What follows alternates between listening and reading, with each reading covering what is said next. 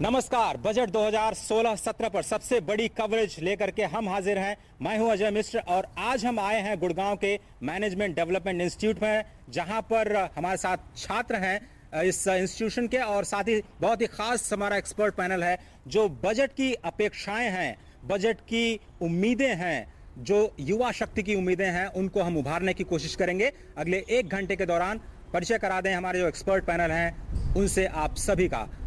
मेरे immediate right में हैं प्रोफेसर रोहित प्रसाद, जो कि इस इंस्टीट्यूट को बिलोंग करते हैं और सभी छात्रों से पहले इंटरेक्शन कर चुके हैं। मुझे उम्मीद है ये इंटरेक्शन बहुत ज़्यादा लाइवली होने वाला है। उनके ठीक बगल में हैं अनुज खन्ना साहब, जो कि आर्किटेक्ट हैं और गुड़गांव में हम हाउसिंग सेक्टर की बात करेंगे, क्योंकि ये एक बहुत बड़ा सेक्टर है जहाँ पे एम्प्लॉयमेंट क्रिएट किया जा सकता है और यहाँ पर उम्मीदें बहुत ज़्यादा हैं। रवि शांगरी, जो कि पार्टनर हैं केपीएमजी में, टैक्सेशन से जुड़े हैं, लेकिन overall ease of doing business से बात करेंगे, इन्वेस्टमेंट कैसे आए देश में उस पर बात करेंगे। संजीव सिवेश अपने आप में एक एंटरप्रेन्योर, गवर्नमेंट के बाहर गवर्नमेंट के अंदर दोनों ही जगह काम कर चुके हैं और जो उद्यमिता है, जो इस वक्त देश की सबसे बड़ी ज़रूरत है रोजगार सृजन के लिहाज से, उनसे समझने की कोशिश करेंगे कि सरकार को क्या करने की ज़रूरत है। और शैलेंद्र कुमार, जाने माने एक्सपर्ट टैक्सेशन के, साथ ही साथ एडिटर टैक्स इंडिया ऑनलाइन के, देश की सबसे बड़ी ऑनलाइन इंटरनेट टैक्सेशन की वेबसाइट। बहुत बहुत शुक्रिया आप सभी मेहमान का इस कार्यक्रम में शामिल होने के लिए। सबसे पहले प्रोफेसर प्रसाद, आप ही से शुरुआत करते हैं। बहुत बहुत शुक्रिया सबसे पहले तो इस ये कैंपस हमें देने के लिए और इतना लाइवली ऑडियंस देने के लिए आपका भी बहुत बहुत शुक्रिया। आप सभी लोगों ने थोड़ा सा वक्त निकाला, सिर्फ 1 घंटे का वक्त आप इस देश को दे रहे हैं इस कार्यक्रम के जरिए, आपका बहुत बहुत शुक्रिया। प्रोफेसर साहब, 3 सबसे बड़े चैलेंजेस और कहां पर आपको लगता है कि इस बात वित्त मंत्री जी को काम करने की ज़रूरत होगी? धन्यवाद। इस समय मैं शुरुआत में ये कहना चाहूँगा कि जो विश्व की पूरी अर्थव्यवस्था है वो एक बहुत ही नाजुक घड़ी से गुजर रही है। अगर आप देखें एक तरह से ग्लोबल स्लोडाउन जिसे कहा जाता है वो इस समय हम पर आ बना है और भारत का जो निर्यात की मात्रा है वो वो अब 5% घटी है पिछले साल में। एक तो ये बहुत बड़ी समस्या है। दूसरी समस्या है कि जहाँ के बैलेंस शीट्स हैं वो बहुत ज़्यादा उसमें बैड डेट्स भरे हुए हैं और जो बैंक्स हैं उसकी जो बैंक्स में स्ट्रेस्ड एसेट्स की मात्रा बहुत ज़्यादा है, करीब 12%। और इस हालात में जब हम बजट के बारे में सोचते हैं तो इस अपेक्षा तो बहुत की जा सकती है, लेकिन जो संभव है इस समय वो उसमें हमें थोड़ा सा संकोच से देखना चाहिए, उसको ज़रा ध्यान से देखना चाहिए कि क्या किया जा सकता है। और मैं एक बात और भी आपको याद दिला दूं कि जो फाइनेंस कमिशन है उसने बहुत सारा जो रकम है राज्यों को वो डेवल्यूशन कर दिया है स्टेट्स के प्रति। तो इस समय फाइनेंस मिनिस्टर और इन्फ्लेशन इस समय दूसरा बहुत बड़ा सा एक समस्या है हमारे ऊपर, जो रिटेल इन्फ्लेशन अभी भी 5.5% है। तो इस हालात में फाइनेंस मिनिस्टर क्या कर सकते हैं? उनके हाथ एक तरह से बंधे हुए हैं। बहुत टफ जॉब होगा, आप ये मानते हैं? ये जो चैलेंजेस की बात की प्रोफेसर साहब ने वो तो बात की, लेकिन अनुज आपका क्या मानना है कि क्या कुछ फोकस हो सकता है इस बार का? उसके बाद फिर हम इंटरेक्शन पे आते हैं। देखिए, इस बार का जो बजट है वो बहुत ही महत्वपूर्ण बजट है। पहली बार हिंदुस्तान की हिस्ट्री में किसी ने स्मार्ट सिटीज़, इंफ्रास्ट्रक्चर और बड़े ही सुयोजित तरीके से एजुकेशन और हेल्थ केयर पे फोकस करने की कोशिश करी है। ठीक है। 2008 में IBM ने एक स्टडी करी थी कि दुनिया में स्मार्ट सिटीज़ का क्या रोल है। हम 2016 में शुरुआत कर रहे हैं। चाइना ने 2009 में इस चीज़ को समझ लिया था और शुरू कर दिया था। हम 8 साल पीछे चल रहे हैं। नंबर 2, हमारे देश की 30% जनता अर्बन सेंटर्स में रहती है। ठीक है। 14 साल के अंदर वो 50% होने वाली है। क्या हम तैयार हैं? क्या हमारे पास solid waste, energy waste, resources, transport, क्या हम तैयार हैं? मेरे हिसाब से हम तैयार नहीं हैं। आप कह रहे हैं कि हम पीछे हैं थोड़ा सा, लेकिन अब जो शुरुआत है वो हो जानी चाहिए। ये बहुत बड़ा पहलू है। ठीक है। रवि, आप क्या मानते हैं कि इन्वेस्टमेंट को लाने के लिए या फिर जो कारोबार का माहौल है उसको और ज़्यादा बेहतर बनाने के लिए क्या कर सकते हैं? अगर आप देखें पिछले कुछ समय में गवर्नमेंट ने 2-4 कुछ नई स्कीम्स इंट्रोड्यूस करी है, जैसे मेक इन इंडिया से अगर आप शुरुआत करें, और अभी रिसेंटली जो बिल्कुल आजकल चर्चा में है वो है स्टार्टअप इंडिया। और अगर तो आज जो इन्वेस्टर है वो ये नहीं चाहता कि मुझे टैक्स नहीं पे करना है, वो ये चाहता है कि मैं टैक्स पे करने को तैयार हूँ, लेकिन आप मुझे एक सर्टेनिटी दें आप मुझे एक स्टेबल टैक्स एनवायरनमेंट दें, और यही गवर्नमेंट की तरफ से लास्ट ईयर भी कमिटमेंट आया था कि हम कोई भी बदलाव पिछले बैकडेट से नहीं लाएंगे। तो ये एक सुलझा हुआ टैक्स सिस्टम, एक स्टेबल टैक्स सिस्टम चाहिए हमारे देश में। और आई थिंक जो दूसरी बड़ी चीज़ जो मेरे हिसाब से बहुत जल्दी करना चाहिए हमें, वो है जीएसटी, क्योंकि जीएसटी पे हम पिछले 6 सालों से देख रहे चर्चा हो रही है। अभी भी जीएसटी बिल 3 बार ऑलरेडी पेश हो चुका है, लेकिन वो पास नहीं हो पाया कॉन्स्टिट्यूशन अमेंडमेंट बिल। सो अब ये अगर मार्च या अप्रैल में हम जीएसटी बिल को पास नहीं कर पाते हैं, तो मेरे हिसाब से फिर शायद हम जीएसटी बहुत जल्दी नहीं देख पाएंगे। चलिए, एज एन एंटरप्रेन्योर आप क्या मानते हैं शिवेश की क्या करना चाहिए, खासतौर पर जब बात रोजगार की हो, जो कि शायद इस वक्त का सबसे बड़ा चैलेंज है?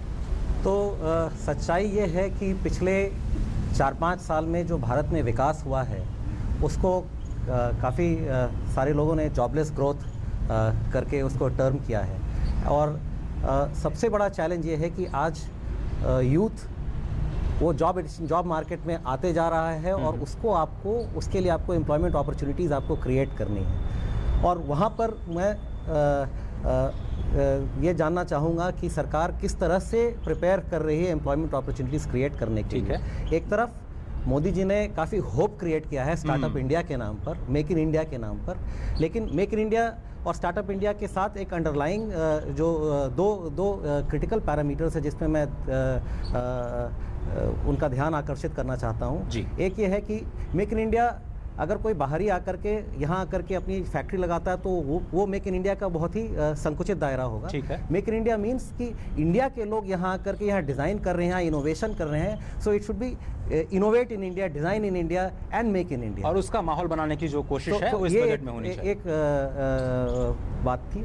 और दूसरा कि पिछले 4-5 सालों में हम ये भी देख रहे हैं कि एजुकेशन इंफ्रास्ट्रक्चर पे जो बजट होना चाहिए वो कम हो गया है। ठीक है, तो वो उस बैलेंस को रिस्टोर करने के लिए सरकार क्या कुछ कर सकती है? रोहित प्रसाद जी ने कहा कि वित्तीय स्थिति खराब है और डिवोल्यूशन हो चुका है, लेकिन ये समय आ गया है कि हम फिर से इस चीज़ को रिकैलिब्रेट करें, क्योंकि यूथ है और वही हमें आगे ले जा सकता है। बिल्कुल सही कहा आपने, डिवोल्यूशन तो हुआ है, शायद जहां डिवोल्यूशन हुआ है वो भी खर्च करने के लिए डिवोल्यूशन हुआ है, तो वहां भी एक जो बजट की जो पूरी की पूरी धारा निकलती है तमाम 30 राज्यों से, वो भी एक कहीं न कहीं दिशा में लेके जा सकती है। शैलेंद्र कुमार जी, आपके लिहाज से 3 बड़ी बातें जो इस बजट के लिए काफ़ी अहम हो सकती हैं। मेरे हिसाब से अगर देखा जाए तो नंबर 1 पॉइंट जो फिजिकल कंसोलिडेशन की बात हम करते आए हैं, एक ऐसा, जैसे मिस्टर प्रसाद ने बताया, एक ऐसा मैक्रो वेरिएबल है जो कॉमन मैन के पर्सपेक्टिव से उसकी कोई इंपॉर्टेंस नहीं है।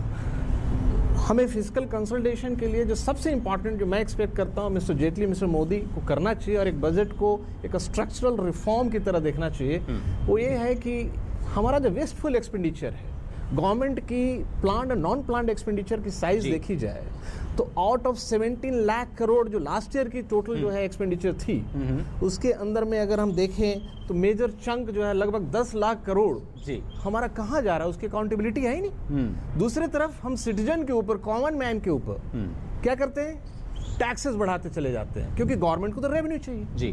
तो गवर्नमेंट को रेवेन्यू मॉपअप करने के लिए आपने क्या किया जनाब, आपने सर्विस टैक्स बढ़ाते चले गए। वो सर्विस टैक्स है क्या? वो सर्विस टैक्स कुछ नहीं है, कि इनकम टैक्स ही है। आप रेस्टोरेंट में जाते हैं, आप कोरियर करने जाते हैं, आप छोटी छोटी सर्विसेज अवेल करते हैं, वहां भी आपको डायरेक्टली सर्विस टैक्स पे करना पड़ता है। और ऑन द अदर हैंड आप इनकम टैक्स 30% के स्लैब में जा रहे हैं, 20% के स्लैब में जा रहे हैं। ओवरऑल इंसिडेंस ऑफ टैक्सेशन एक कॉमन मैन इंडिया में जो झेलता है वो 66% से ऊपर जाता है। तो ये जो फोकस है कहीं न कहीं जो इस देश को हमारे हर एक बंदे मिसलीड करते आए, हमारे जो है जितने भी फाइनेंस मिनिस्टर और प्राइम मिनिस्टर पास्ट में हुए, उन्होंने कभी भी बजट को रिफॉर्म ही नहीं किया। उन्होंने बजट को एक खिलौना बना के रखा और वो खिलौने के साथ खेलते चले गए, टैक्स पे टैक्स लगाते चले गए। कॉमन मैन के हाथ में पैसे नहीं है तो स्पेंडिंग नहीं होगा, जब मार्केट में स्पेंडिंग नहीं होगी तो इकोनॉमिक ग्रोथ अब कहाँ से एक्सपेक्ट करेंगे? तो आप कह रहे हैं कि सबसे पहले तो बजट का रिफॉर्म करना चाहिए, उसके बाद देश के रिफॉर्म की शुरुआत करनी चाहिए। एक जो इंटरेक्शन है वो ऑडियंस से मैं लेता हूँ, प्रोफेसर सुनील अशरा जी हैं। प्रोफेसर साहब, आपको क्या लगता है कि माइक्रो इकोनॉमी के लिहाज से क्या कुछ देखने को मिल सकता है इस बार बजट में? मेरा मेन फोकस, फिर मैं कहना चाहूँगा कि जो खाने पीने की चीज़ें, इनकी कीमतें बहुत तेज़ी से बढ़ रही हैं, वो ज़रूरी है कि हम लोग कुछ करें। आज हम दालें भी आयात कर रहे हैं। बेसिकली हमारे को टेक्नोलॉजी मिशन चाहिए, जैसे हमने दूध में किया है और चीज़ों में किया है, उसी तरह से हमको खेती में बहुत ज़्यादा नई इन्वेस्टमेंट बीज वगैरह करनी चाहिए, नए इरिगेशन के फैसिलिटीज़ देनी चाहिए किसानों को। और किसान सबसे ज़्यादा देश के लिए बहुत ज़रूरी है। अगर वो खाना हमारे लिए नहीं होगा तो हर चीज़ महंगी हो जाएगी। तो उस तरीके से हमारा इन्फ्लेशन भी इसी तरह कंट्रोल में आ सकता है, क्योंकि ऑयल प्राइसेस तो हिस्टोरिकली लोएस्ट आ गए हैं। जी। तो उस तरह से हमारे को इतनी चिंता नहीं है, लेकिन खाने की चीज़ों के लिए अभी हमको काफ़ी कुछ करने की ज़रूरत है। और दूसरा पॉइंट मैं बोल रहा था हाउसिंग के बारे में, जिसमें कि हमें काफ़ी कुछ करना चाहिए, क्योंकि मैं अभी इकोनॉमिस्ट की रिपोर्ट के बारे में मेंशन किया था, 2014 की रिपोर्ट आई है, उसमें मेन जो प्रॉब्लम हाईलाइट की गई है कि लोगों के पास अफोर्डेबल हाउसिंग नहीं है, जिससे कि जो लेबर की कॉस्ट हर चीज़ बढ़ती जा रही है और लैंड की कॉस्ट भी बढ़ती जा रही है, इसलिए लोग मकान बना भी नहीं पा रहे हैं। तो डीरेगुलेशन इन दैट जो लैंड के एरिया में है बहुत ज़रूरी है, जिस तरह से कि सप्लाई अफोर्डेबल हाउसिंग की बढ़ सके। और इस चक्कर में पार्टली रिजर्व बैंक का रोल भी बहुत जरूरी है कि इंटरेस्ट रेट कम किया जाए, और एक्सचेंज रेट जो कि प्रोफेसर रोहित प्रसाद ने उठाया कि हमारा एक्सपोर्ट घटता जा रहा है और चाइना ने अपना एक्सचेंज रेट ऑलरेडी कम किया है, हमें भी इस डायरेक्शन में करना चाहिए कुछ, जिससे कि हम अपना एक्सपोर्ट बढ़ा सकें और उसी तरह से इंपोर्ट कम हो तो ऑटोमेटिकली मेक इन इंडिया को और ज़्यादा बूस्टअप मिलने का रहेगा। आखिरी पॉइंट मैं जो बोल रहा था अबाउट पोल्यूशन और कंजेशन, जो कि हर शहर की आज बड़ी समस्या है। सुप्रीम कोर्ट ने जो काफ़ी दिल्ली सरकार को और केंद्र सरकार के लिए इस बारे में कुछ करने के लिए कहा है, और ऑड इवन स्कीम जो लाई गई वो एक शॉर्ट टर्म सोल्यूशन है। हमें इसके बारे में लॉन्ग टर्म सोल्यूशन के बारे में सोचना चाहिए, और स्ट्रेस पब्लिक ट्रांसपोर्टेशन और ग्रीन फ्यूल और बेसिकली जो कार्बन टैक्स वगैरह के बारे में सोचना पड़ेगा। उसी तरीके से हम आगे बढ़ सकते हैं, नहीं तो हमारे सब लोग बहुत ही बुरी तरह से सेहत के साथ सफर करने वाले हैं। बहुत बहुत शुक्रिया प्रोफेसर साहब। तो एग्रीकल्चर पर आपने बताया फोकस होना चाहिए, इंफ्रास्ट्रक्चर पर फोकस होना चाहिए, और ग्रीन टेक्नोलॉजी खासतौर पर जो वातावरण है, पर्यावरण, उसका भी ख्याल रखते हुए इस बजट में फोकस ज़रूर होना चाहिए। एक छोटा सा और मैं एक इंटरजेक्शन चाहूँगा। एक हमारे साथ एंटरप्रेन्योर हैं, आपको क्या लगता है गौरव, एंटरप्रेन्योरशिप जो एक बड़ा फोकस होने वाला है, इस पर क्या कुछ किया जाना चाहिए? स्टार्टअप इंडिया एक बहुत ही मज़ेदार इनिशिएटिव है by our prime minister. There are certain things which have been outlined there, and I think by end of Feb हमें पता चलेगा कि प्रिसाइसली पॉलिसी क्या है।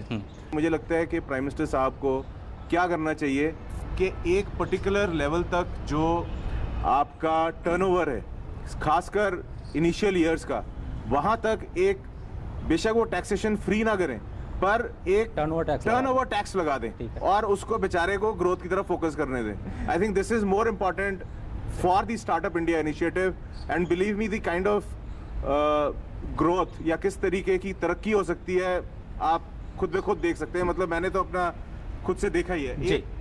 चलिए, तो स्टार्टअप इंडिया की जब शुरुआत की गई थी तो एक जो टैगलाइन था वो था वी अन ऑब्स्टेकल। अब मुझे लगता है वही आप बात कर रहे हैं, सरकार ये कर रही है कि मैं जितना सरकार कम से कम उद्यमिता के रास्ते में आए उतना बेहतर है। जो एंटरप्रेन्योर है वो अपने आप से कर लेगा और सरकार को बहुत ज़्यादा कुछ करने की ज़रूरत नहीं है। एक और इंटरेक्शन यहाँ पे मैक्रो इकोनॉमी यहाँ पे खुद पढ़ाती हैं, प्रोफेसर हैं, उनसे भी समझते हैं कि उनका क्या फोकस हो सकता है। Madam, This fiscal consolidation, we are moving away from the path of fiscal consolidation. The focus has to be on this particularly, but they have to see that how can it be managed, you know, a little tweaking in the subsidies or staggering the 7th pay commission or something like that. If that is being done, then yes, this seems to be a good move. Otherwise, just extending this fiscal consolidation thing or coming up with the more gap, I think it's going to hamper the sovereign ratings and all of India, and that pushes India. आप कहने की जो वित्तीय अनुशासन है उसको बनाए रखना बहुत ज़्यादा ज़रूरी है, और इसलिए जो फिस्कल कंसोलिडेशन जिसमें कि इस बार 3.9% ऑफ जीडीपी का रखना है वित्तीय घाटे का लक्ष्य, उसको कह रही हैं प्रोफेसर साहिबा की उसको बरकरार रखना चाहिए, क्योंकि रेटिंग्स अगर ख़राब हुई भारत की तो जो बाहर से पैसा आ रहा है वो आना बहुत मुश्किल हो जाएगा। छोटा सा ब्रेक लेता हूँ, ब्रेक के बाद जब मैं वापस आऊँगा तो ऑडियंस इंटरेक्शन, क्योंकि ये कैंपस स्पेशल है और एमडीआई के छात्र अपने मैनेजमेंट ज्ञान के लिए पूरे देश में एक तरह से बहुत हाईली रैंक किए जाते हैं, उनसे समझेंगे कि वो कुछ क्या जानना चाहते हैं वित्त मंत्री से, उनकी क्या कुछ उम्मीदें हैं। एक छोटा सा ब्रेक, कहीं मत जाइए, देखते रहिए सबका budget campus special. You think you've seen it all? Think again. Behind the silence of the deepest oceans lies the strength of a mighty force.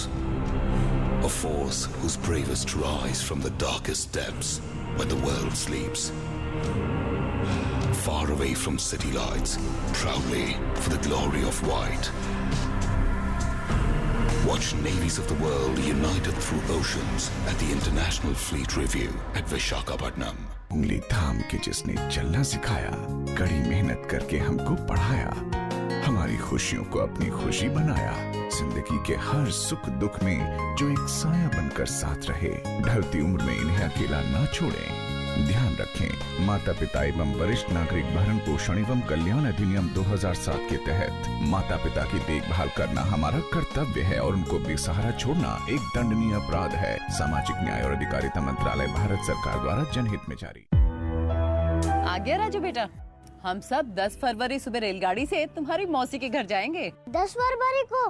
पर उस दिन तो राष्ट्रीय कृमि मुक्ति दिवस है। अरे हम सब 2 दिन के लिए तो जा रहे हैं। राजू ठीक कह रहा है, उस दिन स्कूल में सब बच्चों को कृमि नियंत्रण की दवाई खिलाई जाएगी। पर कृमि नियंत्रण करना क्या इतना जरूरी है? हाँ, कृमि बच्चों के शरीर के लिए महत्वपूर्ण पोषक तत्वों को खा लेते हैं, जिससे बच्चे के शरीर में खून की कमी, कुपोषण और वृद्धि में रुकावट आती है, जिसके कारण बच्चे की सेहत, शिक्षा और कार्य क्षमता पर हानिकारक प्रभाव पड़ सकता है। पर मेरी छोटी बेटी तो 1 से 5 वर्ष के बच्चों और स्कूल ना जाने वाले बच्चों को यह दवाई आंगनवाड़ी केंद्रों में खिलवाई जा सकती है। कृमि से छुटकारा, सेहतमंद भविष्य हमारा। उंगली थाम के जिसने चलना सिखाया, कड़ी मेहनत करके हमको पढ़ाया, हमारी खुशियों को अपनी खुशी बनाया, जिंदगी के हर सुख दुख में जो एक साया बनकर साथ रहे, ढलती उम्र में इन्हें अकेला ना छोड़ें। ध्यान रखें, माता पिता एवं वरिष्ठ नागरिक भरण पोषण एवं कल्याण अधिनियम 2007 के तहत माता पिता की देखभाल करना हमारा कर्तव्य है और उनको बेसहारा छोड़ना एक दंडनीय अपराध है। सामाजिक न्याय और अधिकारिता मंत्रालय, भारत सरकार द्वारा जनहित में जारी।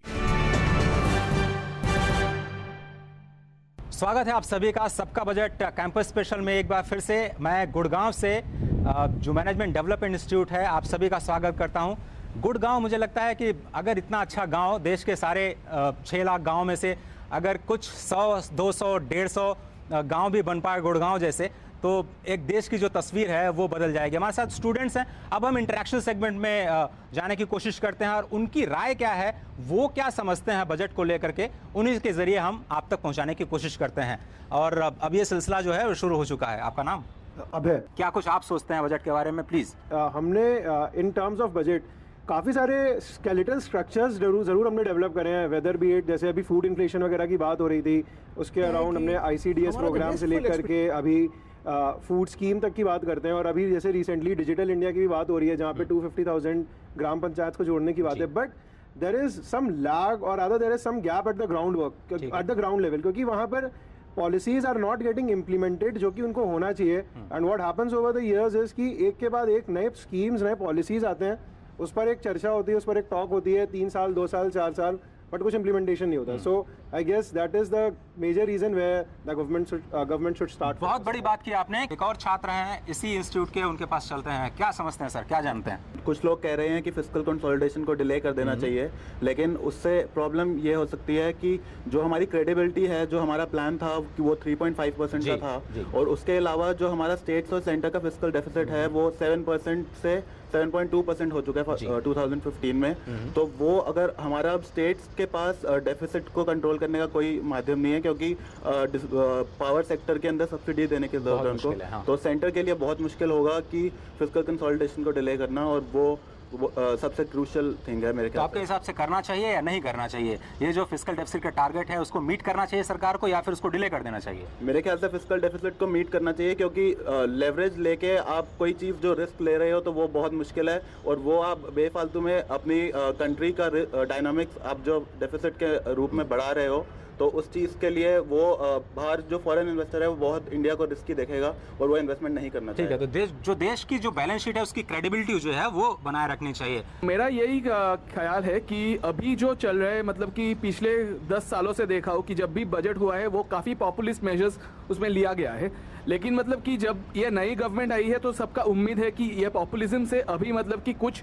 मतलब कि जो लोगों को हेल्प करे वो किया जा सकता है। लेकिन अभी जो है कि अगर फिजिकल कंसोलिडेशन की बात करें तो उसमें एक बहुत इंपॉर्टेंट स्टेप है जीएसटी लाना। लेकिन अभी जैसा दिख रहे हैं कि मतलब जब since BJP does not have a majority इन राज्यसभा, अभी बहुत सारे जो पॉलिसीज है वो अटक जा रहे हैं। तो मतलब कि जैसे कि अगर मैं एफडीआई की भी बात करूं तो काफी टाइम पे ये दिखता है कि जब लैंड एक्विजिशन बिल है ये जो भी है उसका ऑर्डिनेंस पास करना पड़ता है, लेकिन 6 महीने बाद फिर से अटक जाता है। और अगर मतलब कि मीडिया का भी रोल देखा जाए तो इसमें मुझे जो ख्याल आता है कि जैसे कि विंटर सीजन ऑफ पार्लियामेंट के से पहले कुछ इनकॉन्सिक्वेंशियल चीज़ों बहुत ज़्यादा नजर आ जाता है, जैसे कि इंटॉलरेंस आ गया, अभी जैसे कि रोहित वेमुला आ जा रहे हैं। लेकिन इससे क्या होता है कि जो बजट का जो इंपॉर्टेंट स्टेप्स है वो डिले हो जाता है। तो मेरे ख्याल से मतलब कि बहुत सारे प्रोमिसेस रहता है लेकिन वो अल्टीमेटली ग्राउंड लेवल पे इम्प्लीमेंट नहीं होता है। चलिए, बहुत बहुत शुक्रिया। जो प्रोमिसेस हैं, पिछली बार जो हमने कार्यक्रम किया था उसका नाम था बजट ऑफ होप, और क्योंकि उम्मीदें बहुत थीं और उम्मीदों की शुरुआत हुई थी, और जो अभी जो कॉमन वॉइस दिखाई दे रही है वो इम्प्लीमेंटेशन पर दिखाई दे रही है कि बहुत सारी जो घोषणाएं हैं वो हो चुकी हैं, लेकिन अब उनको शुरुआत की जानी चाहिए, उनको कैसे लागू किया जाए, उनका पैसा कहाँ से आए और कैसे तरीका निकाला जाए कि जल्दी से जल्दी उसका फ़ायदा है वो हर आम खास तक पहुँचना शुरू हो जाए। मैं कुछ और वॉइसेस यहाँ से लेना चाहता हूँ स्टूडेंट्स फैकल्टी से। जी प्लीज़। मेक इन इंडिया और स्टार्टअप इंडिया, इसके लिए बहुत इम्पॉर्टेंट है कि we train our people to help and coordinate in that, और उसके लिए एजुकेशन सेक्टर में focus should be there. So my expectation is कि इस बजट में education, health care, the basic amenities जो it should go to the rural areas as well, ताकि वहाँ से भी startup India and make in India के लिए लोग आगे आएँ। बहुत अच्छा पॉइंट बोला आपने कि जो बुनियादी ढांचा है उस पर तो सभी का समान अधिकार है, चाहे वो शहर में हो या फिर गांव में, और उद्यमिता किसी जगह की मोहताज नहीं होती है, वो कहीं भी आइडियाज़ कहीं भी आ सकते हैं, उसके लिए इकोसिस्टम हर जगह बनाने की ज़रूरत है। आप कुछ करेंगे? मेरा ये पॉइंट है कि सब्सिडी रैशनलाइजेशन पे भी काफ़ी ध्यान होना चाहिए। इंडिया में काफ़ी सब्सिडी मिसडायरेक्टेड है, या जो टारगेट ऑडियंस है उसके पास सब्सिडी एक्चुअली पहुंच नहीं पाती है। तो इंडियन गवर्नमेंट का इस बजट पे सब्सिडी रैशनलाइजेशन पे भी ध्यान होना चाहिए कि जो एक्चुअल टारगेट ऑडियंस है उसको वो सब्सिडी मिले, या उसको दरकार है कि नहीं उस सब्सिडी की जो वो लोग पॉलिसीज में इम्प्लीमेंट करते हैं। बिल्कुल सही कहा आपने, क्योंकि बहुत बड़ा जो चंक है वो सब्सिडीज़ का, मेरे ख्याल से जो पिछला आंकड़ा था 2,54,000-55,000 करोड़ का था, करेक्ट में शैलेंद्र कुमार जी अगर मैं गलत हूँ, सब्सिडीज़ को लेकर के। और जो पारदर्शिता की जो शुरुआत हुई है, जैसे DBTL या पहल की जो शुरुआत हुई है, जो इंटेंडेड बेनिफिशियरीज़ हैं वहाँ तक पहुँच पाए, वो एक बहुत ही इंपॉर्टेंट है। उस शायद आधार ने एक इकोसिस्टम ज़रूर शुरू किया है उसको टारगेटेड करने का। और आप और कोई वॉइस? जी। Hi, I'm Chandan. So my question is in continuation to what... We'll go for the views first, questions last. So my views are in continuation to what one of the students said earlier also, which is regarding the populism. Often we have seen, let's say last year, what Dr. P. Chidambaram, former Finmin, do was spending less than 2/3 of the amount in 3 quarters, and then as per a rule he cannot, and he would not want to spend that much amount in a particular year, and then through that tactic being able to achieve a particular fiscal consolidation target. This government seems more practical when it comes to formulating some of the policies which have some on-ground work as well. So I hope that this budget will not be will not be a work only through should not hover around tactics, and should come up with some constructive policies. And I hope amid all the problems, the government budget should be able to cut through the complexities. चलिए, तो जो system की जो complexities हैं उनको ज़रूर कोशिश करनी चाहिए कि उनको सरल बनाया जाए। मुझे लगता है कि जो सरलीकरण है या सिंप्लीफिकेशन है प्रोसेसेस के, मैं चाहता हूँ जो हमारी लेडी स्टूडेंट हैं ऑनरेबल, वो भी थोड़ा सा पार्टिसिपेट करें उसमें, क्योंकि उनकी जो इक्वल वॉइस है वो बहुत इंपॉर्टेंट होती है। बजट के लिहाज से मैम आप क्या समझती हैं, और क्या कुछ जो फोकस पॉइंट आपके लिहाज से होना चाहिए? मुझे लगता है कि education sector is very important as far as budget is concern, and as my friends already suggested कि जो बुनियाद होती है वो rural sector as well as urban sector, वो दोनों में होती है, तो उन दोनों से स्टार्ट करना चाहिए, उसको ही आगे I mean that should be one of the factors when we consider budget. बिल्कुल सही कहा आपने। सोशल सेक्टर में एजुकेशन सबसे important, one of the important sectors है। मैं कुछ और फीमेल वॉइस से लेना चाहूँगा, उसके बाद इस चर्चा को फिर भी आगे बढ़ाएंगे प्लीज़।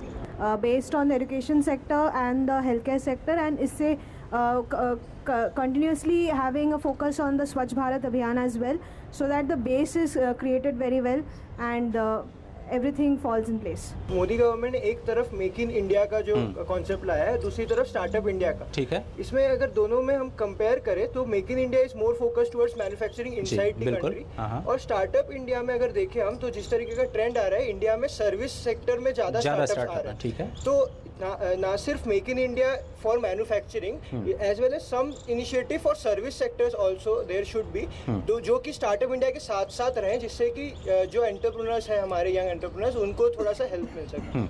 और मैन्युफैक्चरिंग को लेके आपको लगता है कि जो इकोसिस्टम है वो पहले से थोड़ा सा बेहतर हुआ है और मेक इन इंडिया के जरिए अब जो मैन्युफैक्चरिंग है वो बेहतर हो पाएगी और आप जैसे यंगस्टर जो जाना चाहते हैं उनको मदद मिल पाएगी इससे?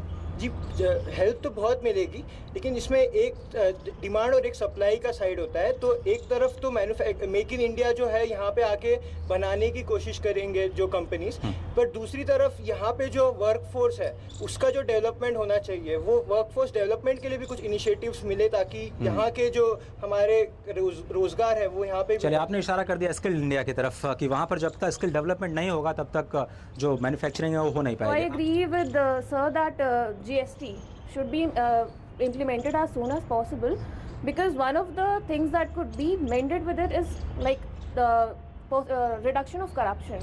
So I think इसमें ज़्यादा काम होना चाहिए। जैसे मेक इन इंडिया काम कर रहा है, मतलब हमारा जो इनिशिएटिव है वो, बट मेक इन इंडिया का दूसरा पहलू एक्सपोर्ट भी है। तो जैसे प्रोफेसर सुनील आश्रय ने बताया कि एक्सपोर्ट बिजनेस कम होता जा रहा है। तो जैसे मैं एक कंपनी में काम कर रहा हूँ, वो अभी यहाँ पे प्रोड्यूस तो कर रहा है अपने प्रोडक्ट्स, बट बाहर की कोई कंपनी उसको एंटरटेन नहीं कर पा रही, अलाउ नहीं कर पा रही उसके प्रोडक्ट्स बाहर बेचने के लिए। लास्ट 2-3 मंथ से हम काम कर रहे हैं उसके ऊपर, बट कुछ नहीं हो पा रहा। तो गवर्नमेंट उसके ऊपर कुछ एक्सपोर्ट के ऊपर कुछ ध्यान दे पाए बजट में तो काफ़ी अच्छा रहेगा। जो अभी फिजिकल कंसोलिडेशन की बात हो रही है, मुझे लगता है मेरा व्यू इससे थोड़ा डिफरेंट है। मेरे को लगता है अगर हम फर्स्ट ऑफ ऑल जब 3.5% का जो टारगेट दिया था नेक्स्ट ईयर के लिए, उस टाइम हमने और 7th पे कमीशन कंसिडर नहीं किया था। एट द सेम टाइम अगर हम अपना फिजिकल कंसोलिडेशन अगर थोड़ा रिलैक्स करके अगर मेन फोकस स्ट्रक्चरल रिफॉर्म्स जो सप्लाई साइड जो कंस्ट्रेंट्स है उन पे रखें, और उसकी वजह से हमारा अगर थोड़ा फिजिकल जो टारगेट है वो थोड़ा मिस हो, रेदर देन गिविंग सब्सिडीज, अगर हम स्ट्रक्चरल रिफॉर्म करें और उसकी वजह से थोड़ा मिस हो तो I guess that should be fine. बहुत बहुत शुक्रिया। इस सेगमेंट में हम अंतिम वॉइस लेंगे प्रोफेसर राजेश जैन की, जो कि लीडरशिप और साइकोलॉजी से जुड़े हुए हैं। आइए सुनते हैं कि उनका क्या विजन है लीडरशिप को लेकर के, क्योंकि प्रधानमंत्री का भी एक बहुत बड़ा फोकस रहा है। ये प्रधानमंत्री जी ने जो भी इनिशिएटिव लिए हैं वो तारीफ़ काबिल हैं, और साथ में जो सबसे बड़ा रोल है प्रधानमंत्री जी के साथ वो मिनिस्ट्री ऑफ HRD का है और स्मृति ईरानी जी का है, क्योंकि बजट किसी भी इंसान को शायद जूते तो उपलब्ध करा सकता है लेकिन दौड़ने की इच्छा नहीं दे सकता। तो मेरा ये मानना है कि जो देश की तरक्की है वो लीडरशिप के विकास में है, और प्रधानमंत्री जी ने खुद एक अपने आप में एक अच्छी लीडरशिप डिमॉन्स्ट्रेट की है और हम सबको काफ़ी मोटिवेट किया है कि हम भी देश के विकास से जुड़े। मैं बराबर क्लास में 2 एग्जाम्पल देता हूँ, एक गांधी का और दूसरा माझी का। और मेरा ये मानना है कि गांधी किसी ऑक्सफोर्ड यूनिवर्सिटी के प्रोडक्ट इन द सेंस कि ट्रेंड फ्रीडम फाइटर नहीं है, और ना ही माझी एक ट्रेंड माउंटेन ब्रेकर है जी। लेकिन एक इंसान के अंदर यदि अथाह मोटिवेशन है कुछ कर गुजरने का, तो मुझे लगता है कि वो कर सकता है।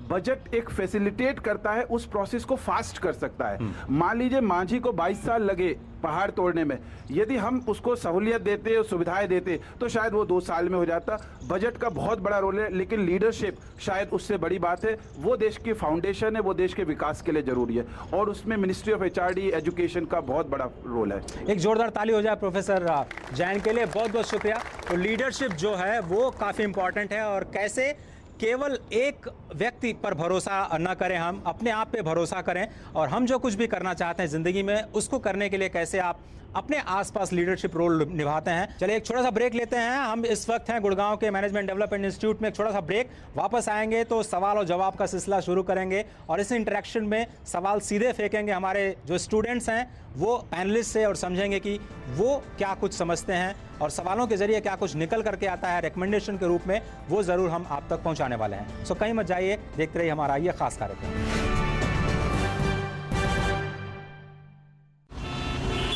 मैंने सोच लिया है, जब मैं बड़ा हो जाऊंगा ना तब मैं साइकिल रिपेयर की दुकान खोलूंगा। क्यों? जिस तरह आप सब पेट्रोल वेस्ट कर रहे हैं, फ्यूचर में तो पेट्रोल बचेगा ही नहीं, तब तो सब साइकिल ही चलाएंगे ना। खुद ही सारा पेट्रोल खत्म करेंगे या कुछ अपने बच्चों के लिए भी छोड़ेंगे? प्लीज कम से कम सिग्नल पे तो इंजन ऑफ कीजिए। Download the PCRA Android app to know more about saving fuel. Issued in public interest by Petroleum Conservation Research Association, Government of India. उंगली थाम के जिसने चलना सिखाया, कड़ी मेहनत करके हमको पढ़ाया, हमारी खुशियों को अपनी खुशी बनाया, जिंदगी के हर सुख दुख में जो एक साया बनकर साथ रहे, ढलती उम्र में इन्हें अकेला ना छोड़ें। ध्यान रखें, माता पिता एवं वरिष्ठ नागरिक भरण पोषण एवं कल्याण अधिनियम 2007 के तहत माता पिता की देखभाल करना हमारा कर्तव्य है और उनको बेसहारा छोड़ना एक दंडनीय अपराध है। सामाजिक न्याय और अधिकारिता मंत्रालय, भारत सरकार द्वारा जनहित में जारी। दीदी ये देखो।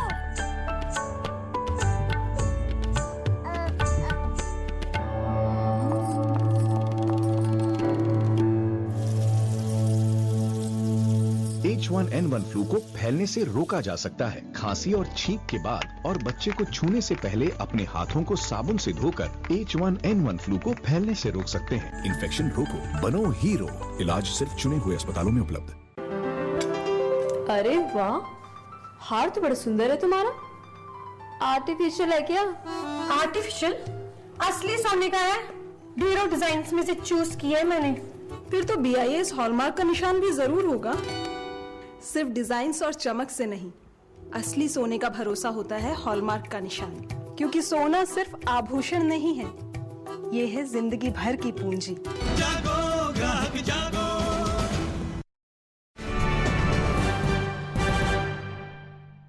ब्रेक के बाद एक बार फिर आप सभी का स्वागत है और अब सीधे बारी है सवाल जवाब की और सीधे पैनल के पास चलते हैं, एक्सपर्ट्स के पास और समझने की कोशिश करते हैं कि क्या बजट में क्या कुछ है। पहला सवाल शैलेंद्र कुमार जी आपसे मेरा है, ये जो टैक्सेशन है जिसको सिंप्लीफिकेशन की बात सभी लोग कर रहे हैं, GST पर तमाम हमारे दोस्तों ने कहा कि कुछ हो नहीं रहा है, नया क्या कर सकते हैं वित्त मंत्री इस बार?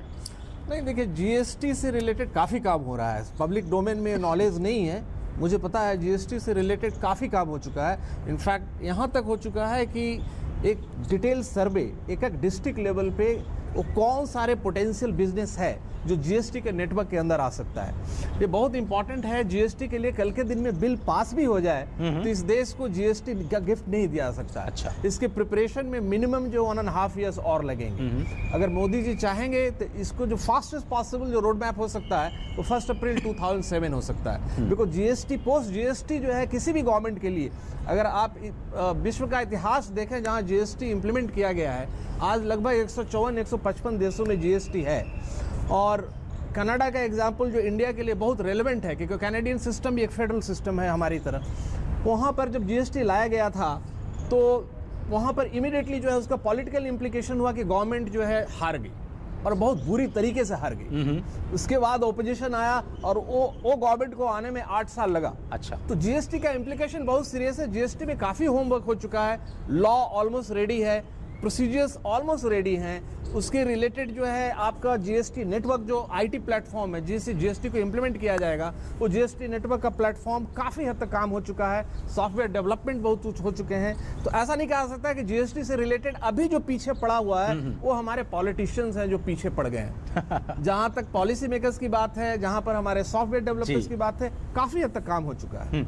रवि, अगर ईज ऑफ डूइंग बिजनेस की बात करें और इस वक्त इन्वेस्टमेंट जो सबसे बड़ी ज़रूरत है, चाहे वो पब्लिक इन्वेस्टमेंट के रूप में आया या प्राइवेट इन्वेस्टमेंट के रूप में आया, एक तीसरा जो तरीका है फॉरेन इन्वेस्टमेंट के रूप में आए, तीनों तरह से अगर आप इन्वेस्टमेंट खींचना चाहते हैं क्या करना होगा? आपको अलग अलग डिपार्टमेंट में जाके अलग अलग रजिस्ट्रेशन देने पड़ते हैं। सो किसी भी फॉरेनर के लिए इंडियन लॉ को समझना अपने आप में एक चैलेंज है। और जैसा अभी वो कह भी रहे थे कि आप अपना बिजनेस भी शुरू करते तो आपको 3 साल तक पता ही नहीं होता है कि आपको कैसे टैक्स पे करना चाहिए, क्या कंप्लायंसेस करने चाहिए। तो आई थिंक एक और गवर्नमेंट ने जो 2-3 स्टेप्स लिए हैं वो है डिजिटल प्लेटफॉर्म की तरफ जाने की। तो आज की ज़रूरत मेरे ख्याल से ये है कि सारे जो हमारे जितने भी विंडोज़ हैं आपका, चाहे वो एक्साइज हो, VAT हो या फैक्ट्री रजिस्ट्रेशन हो या FDI अप्रूवल हो या इनकम टैक्स रजिस्ट्रेशन हो, वो सब एक कॉमन प्लेटफॉर्म से लिंक कर दिया जाए।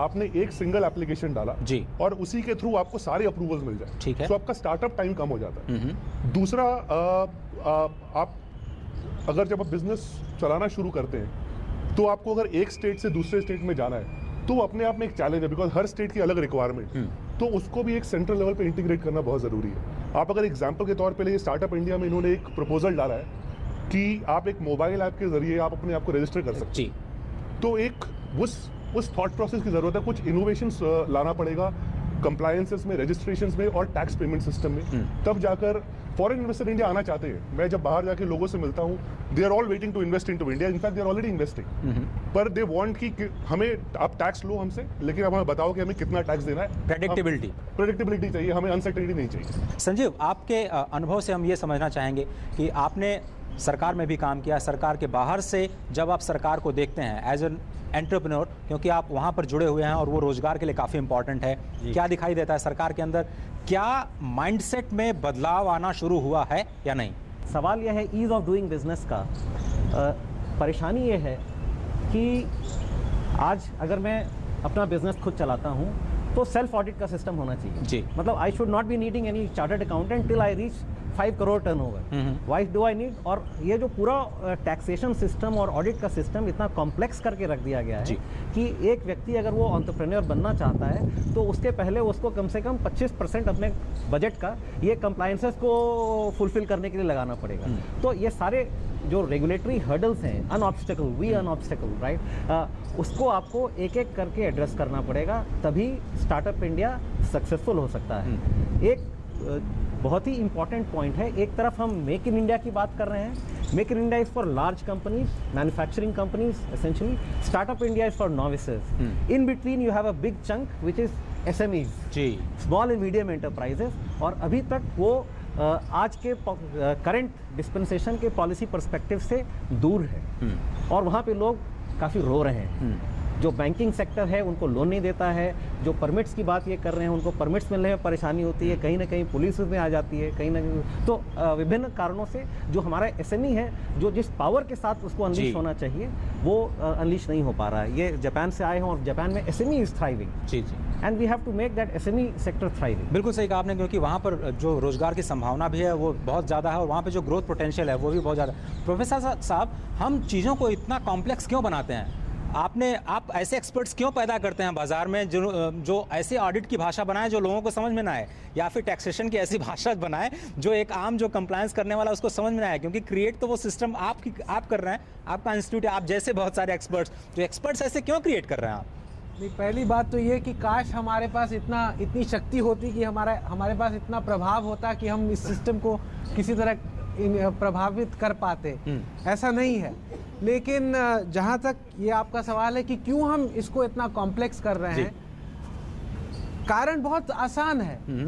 कारण ये है कि इस कॉम्प्लेक्सिटी से कुछ लोगों को फायदा हो रहा है, ठीक है, और वो लोग नहीं चाहते कि इस सिस्टम आसान हो।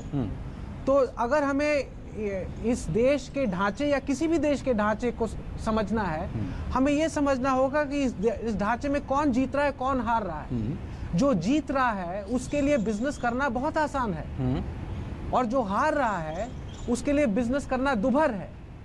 तो इस समय अगर, और यहाँ पे कौन जीत रहा है? जीत वो रहा है जिसके पास अच्छे कॉन्टैक्ट्स हैं गवर्नमेंट में, जिसके पास बैंक्स के साथ अच्छे कॉन्टैक्ट्स हैं, जो अपने बैंक की लोन की क्लियरेंस करवा सकता है।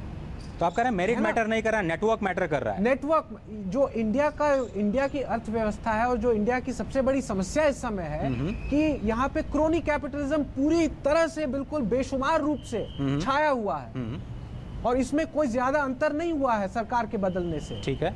तो जब तक हम इस क्रोनी कैपिटलिज्म को नहीं कंट्रोल करेंगे, और इस क्रोनी कैपिटलिज्म को कंट्रोल करने के लिए बैंकिंग सेक्टर को कंट्रोल करना बहुत जरूरी है। इंडिया एकमात्र देश है जहां पे 70% आपकी जो आउटस्टैंडिंग क्रेडिट है वो पब्लिक सेक्टर बैंक से आई है।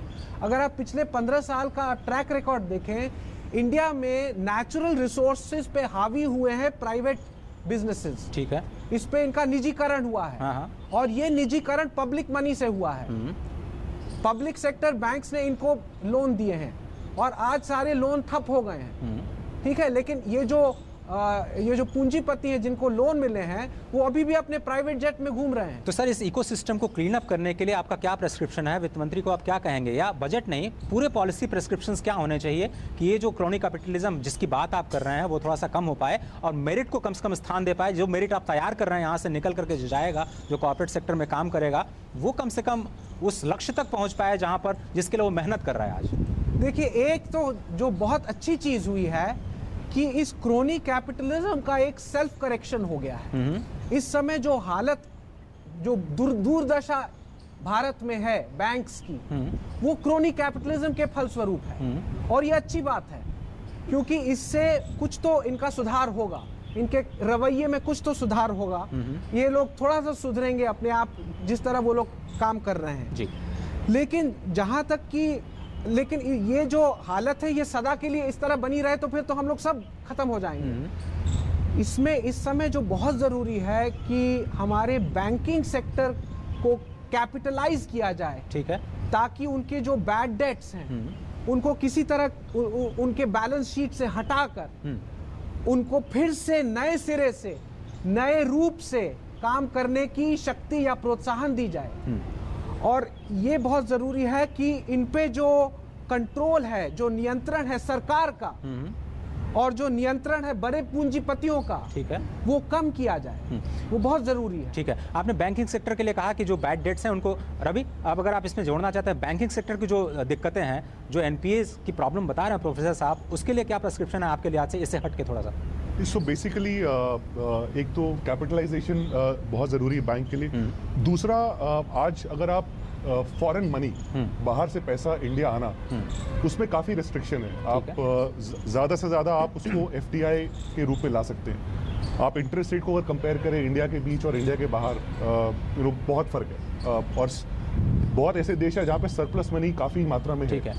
तो एक प्रोग्राम, 2-3 इनिशिएटिव जैसे हुए, आप अगर ये डीएफसीसी देखे, डेडिकेटेड फ्रेट कॉरिडोर प्रोजेक्ट है, उसकी काफ़ी सारी फंडिंग जापान से आई और वो गवर्नमेंट टू गवर्नमेंट फंडिंग हुई। और उसमें फिर इंडियन बैंकिंग सेक्टर में प्रेशर नहीं आया, बिकॉज वो पैसा ऑलरेडी हमारे पास बाहर से आ गया। और ऐसे ही सिस्टम, ऐसे ही government to government programs launch करके अगर हम एक पैरेलल इन्वेस्टमेंट चैनल भी शुरू कर ले, जिससे हमारे पास foreign money, Canadian pension funds है, जापानीज पेंशन फंड्स है, उनके पैसे इंडिया में आना आसान हो जाए, या ईसीबी रूट के थ्रू या government to government funding route के थ्रू, तो कहीं ना कहीं उससे भी एक रिलैक्सेशन बैंकिंग सिस्टम पे आएगा। एक छोटा सा ब्रेक लेते हैं, ब्रेक के बाद हम वापस आएंगे तो सवाल और जवाब का सिलसिला शुरू करेंगे और सवाल लेंगे सीधे अपने छात्र दोस्तों से और अपने पैनल से समझेंगे उनका जवाब। कहीं मत जाइए और देखते रहिए हमारा खास कार्यक्रम सबका वजन।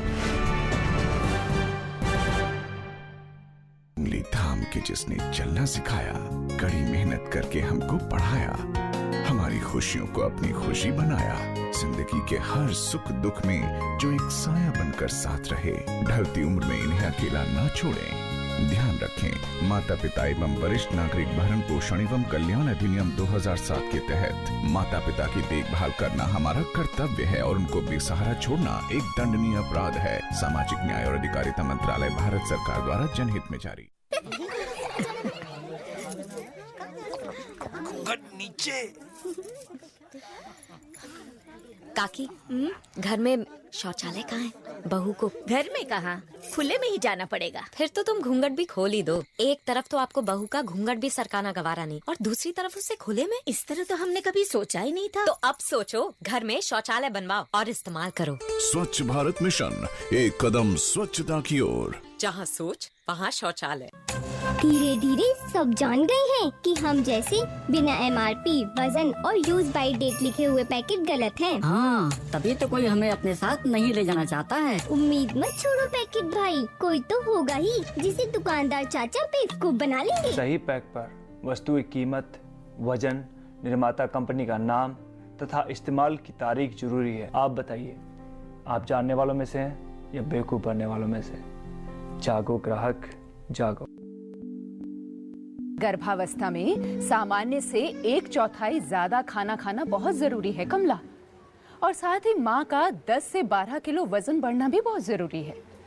अगर वजन नहीं बढ़ता तो गर्भ में पल रहे बच्चे के मानसिक विकास पर बुरा असर पड़ सकता है। अब सुनो, खाने में क्या क्या खाना जरूरी होता है। हरी पत्तेदार सब्जियां जैसे पालक, मेथी, चौलाई, बथुआ वगैरह, और उसके साथ साथ लाल, पीले और नारंगी रंग के फल और सब्जियां जैसे गाजर, टमाटर, सीताफल और आम इन्हें खिला। और इसके साथ साथ दालें, मूंग की दाल, काला चना, राजमा, अरहर और साथ ही अंकुरित दालें खिला, जिनमें कई तरह के पोषक तत्व होते हैं। और साथ साथ ज्वार, बाजरा, गेहूं, रागी, जो कि आसानी से उपलब्ध होता है। तुम्हारे और तुम्हारे होने वाले बच्चे के लिए बहुत फायदेमंद है। आंवला, नींबू, संतरा, मौसमी, खासकर खाने के साथ, क्योंकि इनसे शरीर को बीमारी से लड़ने की ताकत मिलती है और खून की कमी भी दूर रहती है। संतुलित मात्रा में आयोडीन वाला नमक ही खिलाना, जो बच्चे का मानसिक विकास करता है। दिन में कम से कम 8 से 10 गिलास साफ पानी ये जरूर पिए और अपने आसपास सफाई का वातावरण रखना है। और ये सब चीजें जैसे बीड़ी, सिगरेट, तंबाकू, शराब और किसी भी प्रकार की नशीली चीजों का इस्तेमाल न गर्भवती स्त्री और ना ही घर में कोई और करे। और कमला के खाना खाने से 1 घंटा पहले और 1 घंटे बाद तक चाय का सेवन भी नहीं होगा। तुमको हर महीने इसे जांच के लिए यहाँ आंगनवाड़ी केंद्र में आशा एएनएम के पास लाना होगा।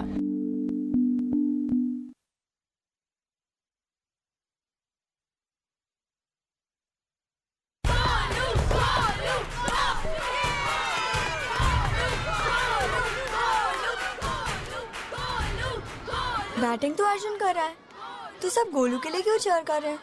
वो तो घर पर बैठा है। अरे तुम्हें नहीं पता, वो इसलिए नहीं आया ताकि हमें इन्फेक्शन ना हो। H1N1 फ्लू को फैलने से रोका जा सकता है। बुखार के साथ खांसी और छींक होने पर सार्वजनिक जगहों से दूर रहकर H1N1 फ्लू को फैलने से रोक सकते हैं। इन्फेक्शन रोको, बनो हीरो। इलाज सिर्फ चुने हुए अस्पतालों में उपलब्ध। बहुत बहुत स्वागत आपका। आप देख रहे हैं हमारा कैंपस स्पेशल बजट 2016-17 पर। अब हम इस कार्यक्रम के अंतिम चरण में पहुंच चुके हैं। सवाल जवाब का सिलसिला शुरू करते हैं। सबसे पहला सवाल कहां से आ रहा है? मुझे पूछना था कि रेलवे के निजीकरण में क्या क्या प्रॉब्लम्स आ सकती हैं। जैसे कि पिछले साल मोदी जी ने इस बात के बारे में शुरुआत की थी कि रेलवे में निजीकरण हो सकता है। रेलवे में निजीकरण कभी नहीं होगा, ठीक है। तो रेलवे में जो बात हो रही है, विवेक देब्रॉय कमेटी या अन्य कमेटी बनाई गई थी, तो उसमें उद्देश्य ये था कि रेलवे को कॉर्पोरेटाइज किस तरह से किया जाए या रेलवे को किस तरह से ऑपरेशनली इफेक्टिव किया जाए, जिससे कि वहाँ पे फंड का इन्फ्यूजन हो सके। जहाँ तक मैं इस चीज़ को समझ रहा हूँ, उसको काफ़ी नज़दीक से मैं देख रहा हूँ, मुझे ऐसा नहीं प्रतीत हो रहा है कि रेलवे एडमिनिस्ट्रेशन इसके प्रति कुछ करने वाली है। तो ये जो कंट्री की लीडरशिप है उससे एक डिसीजन आना बचा हुआ है। And I want mister Modi to react and take a decisive step to restructure the railways which is yet to happen. मेरा सवाल प्रोफेसर रोहित प्रसाद जी से है। मैं मेक इन इंडिया के बारे में आपसे सवाल करना चाहता हूं कि एक बेसिक रिक्वायरमेंट, आपको छोटी से छोटी चीज़ या बड़ी से बड़ी चीज़ बनानी हो तो स्टील की रिक्वायरमेंट सबसे ज़्यादा होती है और इंडिया में स्टील सेक्टर की हालत इतनी ख़राब है। तो उसके लिए क्या हमारी इकोनॉमी अभी इतनी ओपन अप हो चुकी है कि हमें किसी भी तरह की इम्पोर्ट ड्यूटी की ज़रूरत नहीं है, जिसकी वजह से कोई बाहर की स्टील कंपनी अपनी मार्जिनल कॉस्ट कम होने के कारण इंडिया में स्टील सस्ते दामों में बेच रही है और लोग स्टील इम्पोर्ट कर रहे हैं। तो हमें मेक इन इंडिया के लिए क्या स्टील सेक्टर पे फोकस करना चाहिए और अपनी जो डोमेस्टिक प्रोडक्शन है उसके ऊपर ज़्यादा फोकस करने के लिए अभी क्लोज करना चाहिए अपनी इकोनॉमी को? जहाँ तक कि स्टील का सवाल है, जब हम मैन्युफैक्चरिंग सेक्टर को देखें तो इसे हमें 2 भाग में बांट लेना चाहिए। एक तो बेसिक इनपुट्स और दूसरा आउटपुट। तो जहाँ तक कि स्टील का सवाल है, आप ठीक कह रहे हैं, स्टील एक बेसिक इनपुट है। तो अगर स्टील सेक्टर खराब कर रही है, एक तरह से वो अच्छा है हमारे लिए, हमारी आउटपुट सेक्टर के लिए। और उसी तरह से जब ऑयल का दाम घटता है वो हमारे आउटपुट के लिए अच्छा है। यहाँ तक कि वो जो हानि हो रही है स्टील सेक्टर में, वो डिमांड साइड में प्रभाव न डाले। तो क्या हो रहा है कि हमारा स्टील सेक्टर इसलिए खराब है क्योंकि विश्व में डिमांड कम हो गया, क्योंकि चाइना स्टील डंप कर रही है हमारे देश में। तो एक तरह से तो हमारी इनपुट प्राइसेस कम हो गई हैं, लेकिन दूसरी तरह से जिस कारण से स्टील सेक्टर हानि में है, उसी कारण से हमारा डिमांड भी, हमारे आउटपुट के डिमांड पर भी असर पड़ रहा है। तो वो कहते हैं कि ऑयल की प्राइस जब अगर $50 पर बैरल है तो वो स्वीट स्पॉट है।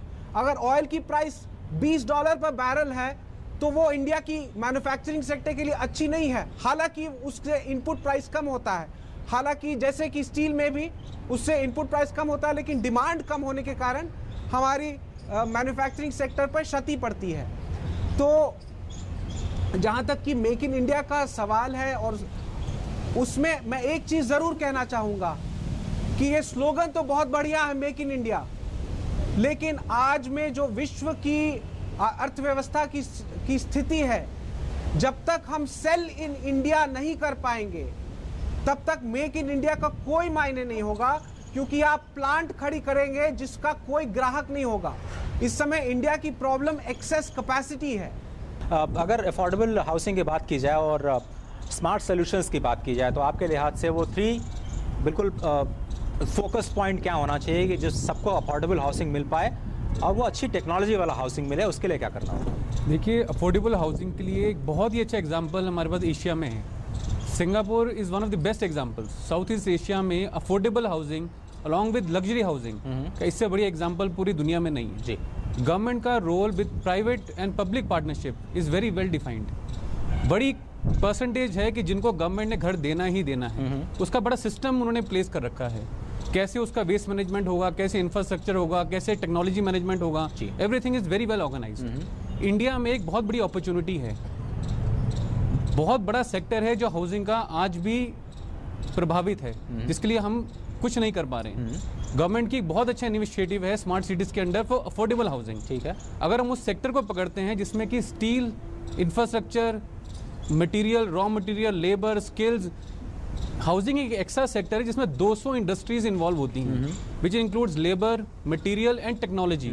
स्किल भी उसमें इन्वॉल्व है।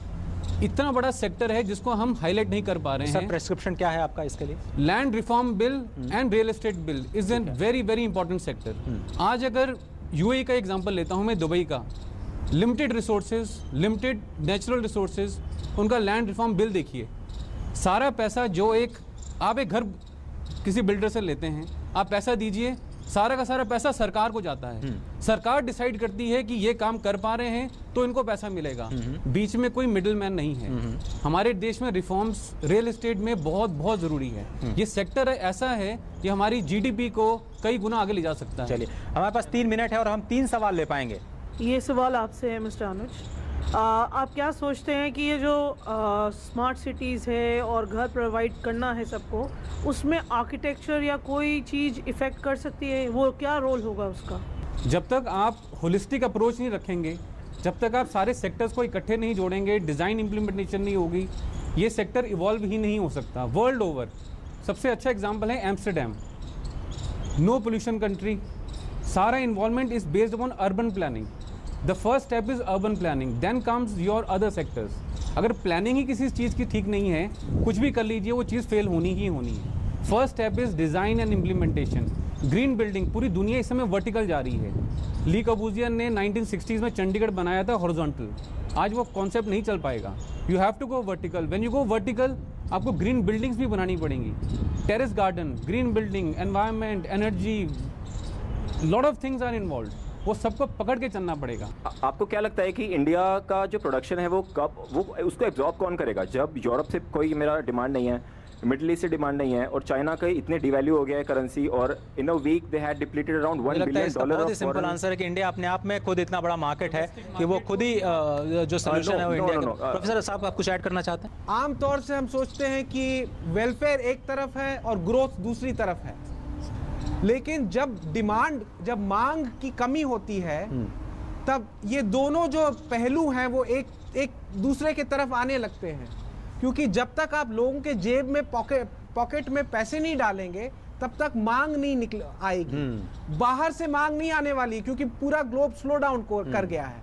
तो इस समय जो हमारी वेलफेयर एक्टिविटीज हैं, जैसे नरेगा हुआ, जैसे कि हमारा ये 7th पे कमीशन हुआ, लोगों के जेब में जब पैसा जाएगा तब वो खर्च करेंगे और फिर हमारी ग्रोथ होगी। दूसरा पहलू इसका एक और है कि ग्रोथ तभी होगी जब हमारी इंफ्रास्ट्रक्चरल कॉस्ट्स कम होंगी। ये तो पहले भी हम जानते थे, और जो ग्रोथ के बारे में बात करते थे वो इंफ्रास्ट्रक्चर की बात हर समय करते थे, ट्रांजैक्शन कॉस्ट कम होनी चाहिए। लेकिन आज के समय लोगों के पॉकेट में पैसा डालना भी एक ग्रोथ के लिए बहुत ही जरूरी चीज। Sir, as you said, SMEs are actually the backbone of the manufacturing sector, and we are saying that the factory output is almost flat for a couple of quarters. So what do you expect from government for particularly this sector, other than hiking the anti-dumping duty or something like that? Why SMEs are struggling? One of the reasons is the lack of credit. And the banking sector, because of the big guys could get all the large big ticket loans, which has squeezed out loans for every small entity into the economy. So that means that these guys, they will put in their money and make the last product, and then the big guys will still not repay him. So this is the reality of the situation. So those course corrections need to happen. I don't think that all course correction falls into the hand of government, right? But what government can do is to create policies to take more absorption from SMEs, right? So there is a policy that they'll take 5% or 10% depending on what sector that we are discussing, and those numbers must be rigidly implemented. So policies are there, but government is not also implementing those policies. This is a real problem, right? The other bit is the banking credit has to start flowing into the SME sector, and Professor Prasad, he had some cure how banking sector has to be reformed. SMEs struggle a lot for talent, right? This is a real problem. So I will have an untalented karigar or blacksmith or worker who's employed. Now Skill India done well. So the catchword is done well. We have not done that well. So if we do Skill India well, then those talented guys will go at the right place to work in the factories and shop floors, right? And only then the quality of production will improve. And then these guys also need to invest in marketing. So we have to start looking at where all do we need to take these materials to. So it could be India, it could be outside India. Now, one of the points is, where do we sell? The reality is that our total exports outside India is so small that if we do a delta improvement, we are still better off. And we believe we are the lowest cost producer. So it's a huge opportunity. Even if there's a recession in the world, if I'm supposed to imagine, it's not a huge challenge. Right? There's a big market out there and which we have to capture. Ultimately वो पैसे से शुरुआत होती है, और उसके लिए जैसे हमारे फार्मर्स के लिए सर्टेन सेगमेंट्स के लिए गवर्नमेंट ऑफ इंडिया और आरबीआई क्रेडिट पॉलिसी लेके आती है कि इस बार का टारगेट इस क्वार्टर का हमारा इतने लाख करोड़ का है, हम एसएमईज के लिए गवर्नमेंट क्यों ना फंड जो है ईयरमार्क कर सकती है कि इतने पैसे मुझे एसएमईज को देने ही देने हैं, और बैंक्स के ऊपर ये ऑडिट कर दे कि एवरी क्वार्टर आपको एसएमईज को अलॉट करने हैं। एसएमईज का प्रॉब्लम काफ़ी हद तक अच्छे इंटरेस्ट रेट पे अगर दिया जाए तो सोल्व हो सकता है। चलिए, तो मुझे लगता है implementation problem, so those policies are there, but if you look at कि credit flowing to SME, SIDBI is there and they are trying to manage, but policies हैं, इकोसिस्टम है, लेकिन वो काम नहीं कर रहा है। और जो सब जब मूल बात यही निकल करके आ रही है कि जो पॉलिसीज हैं वो सही दिशा में जरूर हैं, लेकिन इम्प्लीमेंटेशन इज द की। और जो चर्चा रही है वो काफ़ी सार्थक रही है, और मुझे लगता है कि जो फोकस है इस बार बजट का, जो अभी तक जो रिकमेंडेशंस आए हैं वो ये है कि रोजगार को बढ़ाने के लिए वित्त मंत्री को कुछ न कुछ ज़रूर करना चाहिए, एसएमई सेक्टर पर फोकस करना चाहिए। प्रोफेसर सुनील ने कहा कि एग्रेरियन इकोनॉमी को बहुत ज़्यादा ध्यान दिए जाने की ज़रूरत है, रूरल इंफ्रास्ट्रक्चर क्रिएट करने की ज़रूरत है, हाउसिंग, अफोर्डेबल हाउसिंग पर ध्यान देने की ज़रूरत है, और सबसे बड़ी बात कि जितने प्रोसेसेस हैं, चाहे वो टैक्सेशन सिस्टम के हों या फिर इकोसिस्टम के हों, स्टार्टअप इंडिया के, वो तमाम जो इकोसिस्टम है उसको सिंप्लीफाई किए जाने की ज़रूरत है।